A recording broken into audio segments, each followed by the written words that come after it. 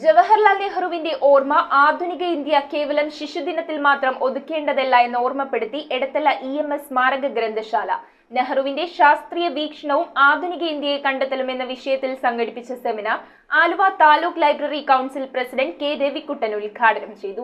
ജവഹർലാൽ നെഹ്റുവിന്റെ ശാസ്ത്രീയ പുരോഗമന കാഴ്ചപ്പാട് അനുസ്മരിച്ചുകൊണ്ടാണ് എടത്തല EMS സ്മാരക ഗ്രന്ഥശാല സെമിനാർ സംഘടിപ്പിച്ചത്. നെഹ്റുവിന്റെ ശാസ്ത്രീയ വീക്ഷണവും ആധുനിക ഇന്ത്യയെ കണ്ടെത്തലും എന്നതായിരുന്നു വിഷയം. സെമിനാറിന്റെ ഉദ്ഘാടനം Aluva taluk library council president K. രവിക്കുട്ടൻ നിർവഹിച്ചു. ഓരോ രാജ്യത്തിനകത്ത് കലാപങ്ങൾ വരികയാണ്. ഈ കലാപങ്ങളെ എങ്ങനെയാണ് ഓരോ ഭരണകൂടങ്ങൾ കൈകാര്യം ചെയ്യുന്നത്?